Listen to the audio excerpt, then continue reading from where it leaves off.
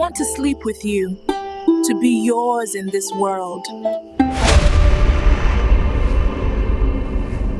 In the heart of a sunlit savanna, the village of Nia thrived, surrounded by golden millet fields swaying under a gentle breeze. The air carried the scent of earth and the distant rhythm of drums. Kofi, a quiet young man, lived alone in a mud brick hut, his parents lost to illness in his childhood. An introvert, he found solace in his Kora, a stringed instrument that sang with the soul of the land. Each evening, his melodies drifted across the fields, blending with the chirps of crickets and the whispers of the wind, enchanting all who heard. By morning, he tended the millet fields for his uncle, Baba, ensuring the crops grew strong. He chased birds from the fields, checked the soil, and worked under the blazing sun. At night, he retreated to his hut, where his Kora became his voice. The villagers loved his music, but teased him, calling him Kofi, the griot of spirits, for his songs seemed to call to the unseen. Kofi didn't mind. He preferred solitude, his Kora, and the open fields, far from the chatter of village life. Baba tasked Kofi with guarding the millet fields from animals and thieves. Kofi set up a small shelter in the fields, a thatched roof atop wooden poles. Each morning he patrolled the rows, shooing away birds and checking for pests. By night, he played his Kora, its notes weaving through the savanna, harmonizing with the rustling grass. The villagers said his music could calm even the fiercest hyena. Kofi smiled at their tales, content to let his chorus speak, unaware that his melodies were reaching beyond the world of the living. Moon's glow. Kofi played a soulful tune, his fingers dancing on the chora's strings. The air grew cool, and the fire in his shelter flickered wildly, then dimmed. Kofi paused, sensing a shift. A shadow moved beneath his shelter. Heart pounding, he leaned over and saw a young woman sitting by the fire. Her white cloth shimmered, her long hair flowed like a river, and her eyes held a deep, otherworldly glow. "Who sits beneath my shelter?" Kofi called, gripping his Kora tightly, his voice steady despite his unease. Soft, melodic reply. Kofi's heart raced. "Are you a spirit?" he asked, half joking, half fearful. Amma laughed, her voice like bells. "A spirit? No, spirits aren't this lovely, are they?" Her playful tone eased Kofi, but he noticed the firelight seemed to pass through her faintly. "Why are you here?" he pressed, setting his Kora aside. "Your music called me," Amma said, her eyes locking with his. "I heard it from afar, and now I'm your biggest fan." Kofi smiled, intrigued yet wary of her strange presence. With a grace that seemed to defy gravity. She sat beside Kofi, her presence warm despite her ethereal glow. They spoke little that night, but Kofi played his Kora and Amma listened, her eyes sparkling with delight. Her laughter was like a breeze, light and fleeting. Each night she returned, drawn by his music. Kofi began to anticipate her visits, though doubts lingered. Was she human? Her movements were too fluid, her past a mystery. Yet her warmth made him feel alive, as if his Kora had found its true listener. Amma grew closer. Amma hummed along to his Kora, her voice blending seamlessly with the strings. Kofi taught her old village songs, and she sang with a haunting beauty that stirred his soul. One moonless night, Amma leaned close and whispered, Your music brings me peace I haven't felt in ages. Do you feel it too? Kofi nodded, his heart full. But who are you, Amma? He asked. Her smile faded, her form flickering like a flame. I am a spirit, she admitted softly, her eyes pleading for understanding. Spirit? He repeated, stepping back. Amma's voice trembled. I was once like you, but I linger here, bound to this world. Your music gives me life again. Kofi's fear battled his affection. I don't want to be a pure spirit anymore, Amma said. I want to be yours, Kofi, your spirit bride. His heart pounded. He loved her, spirit or not. Then stay with me, he said boldly. Be my wife and we'll face whatever comes. Amma's eyes shone, and she agreed, sealing their bond under the stars. Amma shared a night of whispered promises, their love a secret kept by the savannah. By day, Kofi worked the fields, but his heart was with Amma. Each night, she appeared and they played music together, their bond growing stronger. The villagers noticed Kofi's distracted air, his Kora's new depth. He's in love with the wind, they joked, unaware of the truth. Kofi cared little for their words. Alma's presence filled a void he'd carried since childhood, and his music now carried her spirit's echo. Prepared to return to Nia with the millet, Amma followed, her form a faint shimmer in the daylight. Before leaving, she led him to a sacred grove where her spirit kin gathered under ancient baobab trees. Their forms shifted in the moonlight, eyes glowing with curiosity.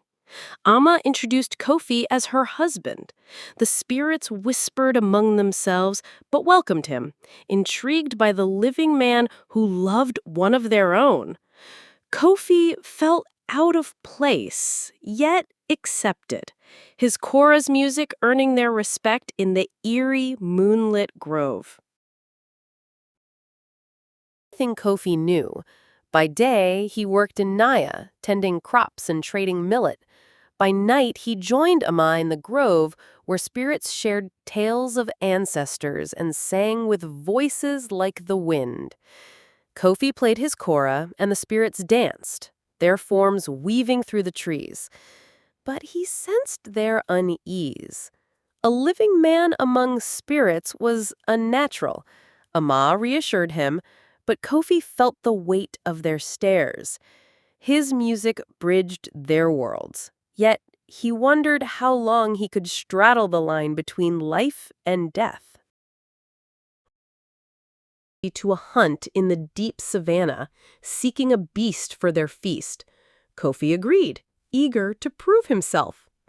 They ventured into a forest where ancient trees stood like silent giants. The spirits spoke of the great lion, a creature of legend. Kofi gripped his spear, expecting a fierce beast. The air grew thick, the night alive with strange sounds. The spirits moved swiftly, their forms blending with shadows. Kofi followed, his heart racing, ready to face the unknown.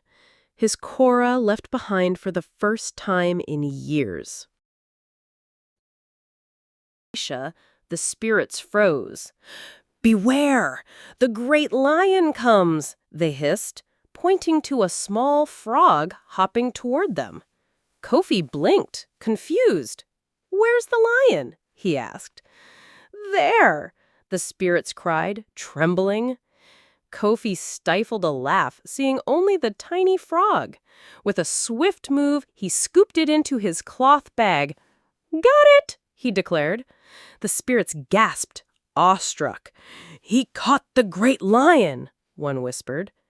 Kofi held up the frog, amused. To the spirits, this small creature was a mighty foe, their fear magnifying its power. Echoing, "He's too strong! He trapped the great lion in a cloth!" Kofi stood bewildered, the frog still in his bag. Amma appeared, her face heavy with sorrow. "They fear you now," she said. "You're too powerful for our world. You must return to yours." Kofi's heart sank. "And you, Amma? Will you come with me?" She shook her head, her form fading. "I belong here with my kin, but your music will always carry me." Kofi released the frog, its hop echoing as he turned back toward Nia. Savannah stretching endlessly before him. His Kora's strings seemed to hum Amma's melody, a bittersweet reminder of their love. The villagers greeted him, noticing a change. His music now carried a haunting depth, as if another voice sang through it. Kofi resumed his quiet life, tending fields and playing under the stars. Though Amma was gone, her presence lingered in his notes, a bridge between worlds. The villagers whispered of his strange journey, but Kofi kept their secret, letting his Kora tell the tale of his spirit bride. Music had changed. His Kora sang with a sorrowful beauty, as if the wind itself joined in. "What happened in the fields?" they asked, gathering around his hut at night. Kofi only smiled, strumming softly, letting the music answer. Some said he'd met an ancestor. Others claimed he'd charmed a spirit. Kofi neither confirmed nor denied their tales, preferring the mystery. His solitude felt different now, filled with Amma's memory. Each note he played was a tribute to her, a way to keep their bond alive across the divide. Nia. By day, he worked the fields, his hands steady, but his mind often drifting to Amma. At night, he played his Kora under the baobab tree, where villagers gathered to listen. His music drew them closer, binding the community in ways he hadn't expected.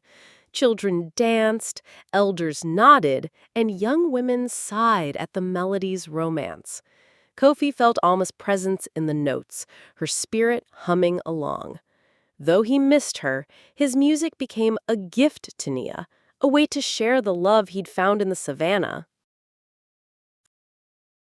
On Nia, travelers passing through the village stayed to hear him play, carrying tales of the griot of spirits to distant lands. Kofi remained humble, his Kora his only voice. He taught children to play, hoping to pass on the songs Amma loved. One evening, a young boy strummed a tune that echoed Amma's hum, and Kofi's heart swelled. Was her spirit teaching through him? He believed so, and it gave him purpose. His music wasn't just his own anymore. It was a legacy of love, connecting the living and the dead. Arrived, and Kofi was chosen to lead the music. Under a starlit sky, he played his Kora, the notes weaving through the crowd. Villagers danced, their shadows flickering by firelight, as if spirits joined them. Kofi felt Amma's presence stronger than ever, her voice in every chord. The elders praised his gift, saying, "Kofi's music calls our ancestors." He smiled, knowing it was true. The festival became a celebration of unity, where the living honored the dead through song and dance, and Kofi's Kora became the heart of Nia's spirit. Alone by his hut, strumming softly. The night was still, the savannah whispering Amma's name. He wondered if he'd made the right choice, leaving her world. Had he been too bold, capturing the frog the spirits feared? Yet Amma's words echoed. His music would carry her forever. Kofi realized his Kora was more than an instrument. It was a bridge to her spirit. He played a new melody, one of longing and hope, trusting that Amma heard it in her grove, her heart dancing with his. Noticed Kofi's quiet mood. She called him to her hut, where she sat weaving baskets. "Your music carries a heavy heart," she said. "What troubles you?" Kofi hesitated, then shared Amma's story, expecting disbelief. Mama Awa nodded knowingly. "The spirits walk among us, child. Your music called one, and she loved you. Honor her by playing, for music binds us to those gone." Kofi left, comforted. Mama Awa's words gave him clarity. His Kora was his way to keep Amma's spirit alive in Naya. He began teaching the village children more earnestly. He showed them how to pluck the Kora's strings, telling stories of ancestors and spirits. One girl, Adwa, had a gift, her fingers mimicking Kofi's with ease. When she played, Kofi heard Amma's hum in her notes. "You've got a spirit's touch," he told her, smiling. Adwa beamed, eager to learn. Kofi saw Amma's legacy in the children, their music a promise that her spirit would live on, carried through generations in the songs of Nia. Dinyaya, drawn by tales of Kofi's music. He was a griot from a distant village, his own Kora slung across his back. "I hear you play for spirits," he said, eyes gleaming. Kofi invited him to sit, and they played together, their Koras blending in a haunting duet. The stranger's music felt familiar, as if Amma's spirit guided his strings. "You've loved a spirit too," Kofi said softly. The griot nodded, sharing no details but a knowing smile.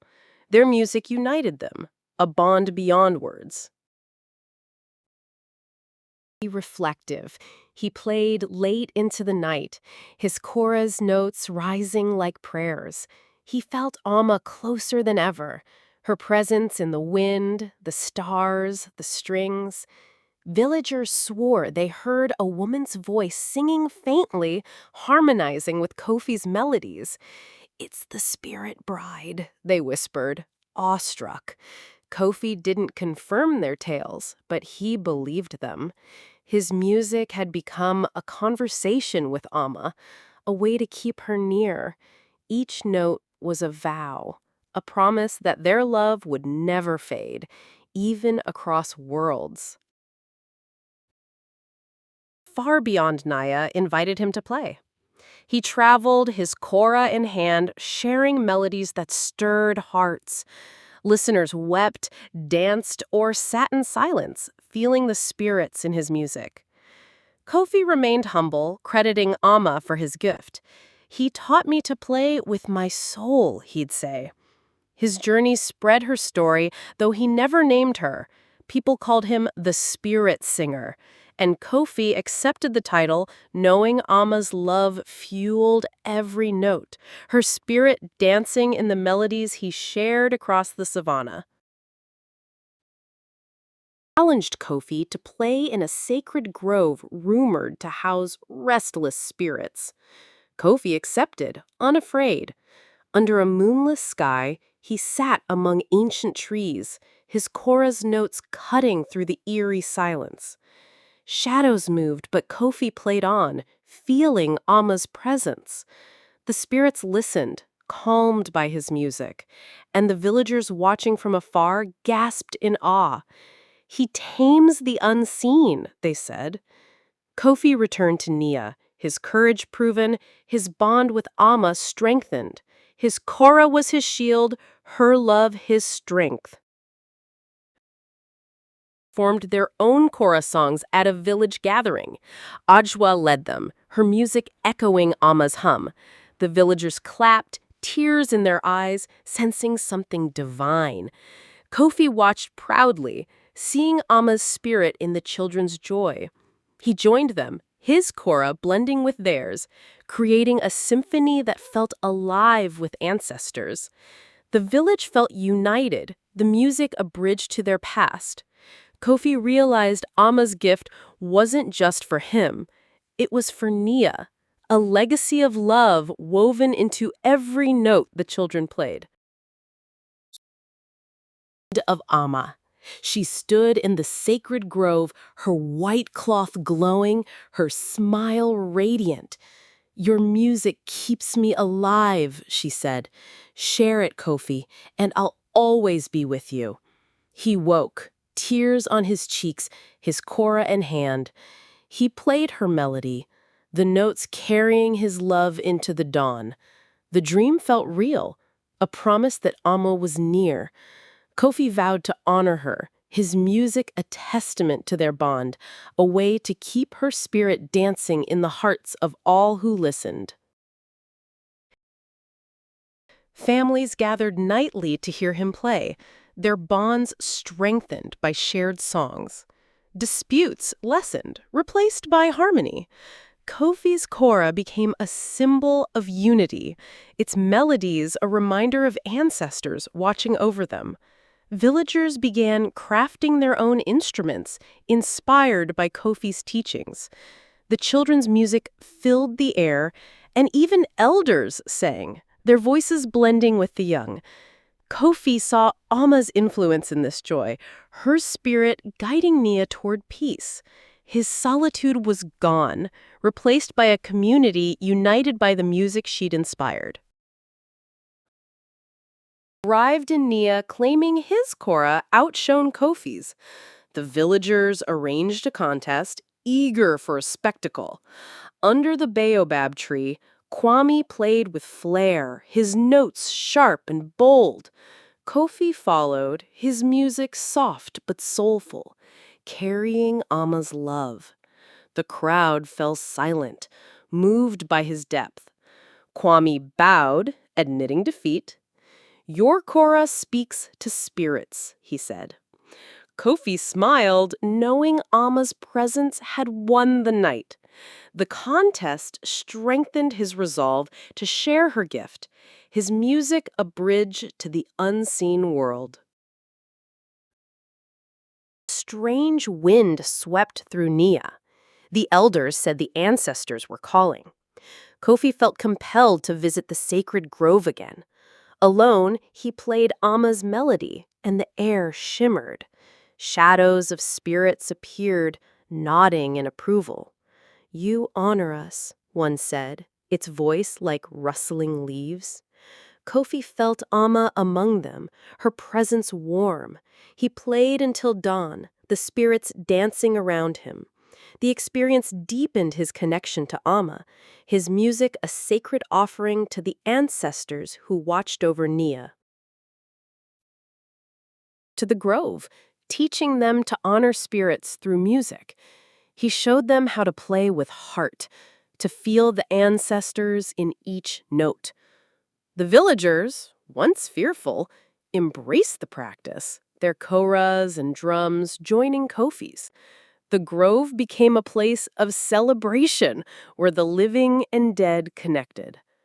Kofi felt Amma's joy in the music, her spirit alive in every song. Nia's people grew fearless, their music a bond with the unseen, a testament to the love Kofi and Amma shared across worlds. And he traveled farther, playing for chiefs and festivals. Each journey spread Amma's melody, her spirit touching new hearts. Villagers welcomed him, offering food and shelter for his songs.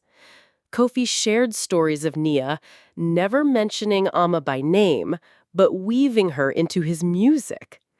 Listeners felt her presence, their eyes shining with wonder. Kofi realized his purpose, to carry Amma's love through the savannah, uniting people with the power of music. His Kora became a vessel, her spirit its eternal song, binding communities in shared harmony. His Kora silent. He missed Amma's laughter, her glowing eyes. Had he honored her enough? Was his music enough to keep her near? The stars offered no answers. He strummed softly, hoping for a sign. A breeze carried a faint hum, Amma's voice woven into the wind. Kofi smiled, his doubts fading. His Kora was her voice, his music her legacy. He played with renewed passion, trusting that Amma heard every note, her spirit forever entwined with his, guiding him through the loneliness. His music built him a new hut, larger and adorned with carvings of Koras and spirits. They surprised him one evening, leading him to the hut with songs and laughter. Kofi was moved, seeing Amma's influence in their unity. He played for them, his Kora singing of love and loss. The villagers danced, their joy a tribute to Amma's spirit. Kofi realized Nia had become his family, their love a reflection of his bond with Amma. His music had transformed them just as she had transformed him. Grew skilled. Edhwa, now a young woman, led a group of young griots, their koras echoing Amma's melodies. Kofi watched proudly as they performed, their music carrying the same depth he'd learned from Amma. The villagers called them Amma's children, sensing her spirit in their songs. Kofi felt fulfilled, knowing Amma's legacy would live on. His Kora had sparked a tradition, uniting Nia with its ancestors. He played alongside his students, their music a chorus of love, bridging the living and the dead in eternal harmony. To pull to the sacred grove one last time. He walked through the savannah, his Kora heavy, but his heart light. In the grove, he played Amma's melody, the notes rising like a prayer. The spirits gathered, their forms glowing softly. Amma appeared, her smile unchanged. "You've kept me alive," she whispered. Kofi nodded, tears in his eyes. He played until dawn, the spirits dancing around him. He knew this was his farewell, his music a final gift to Amma, sealing their bond across the worlds they inhabited. Slower, but his spirit strong. He taught until his final days, his Kora never silent. When he passed, the villagers mourned, but his music lived on. Ajoa and her griots played his melodies, keeping Amma's spirit alive. The sacred grove became a place of pilgrimage, where people played to honor Kofi and his spirit bride. His hut was preserved, a symbol of his legacy. Nia's music grew richer, each note a reminder of the love that had transformed their village, a song that never faded.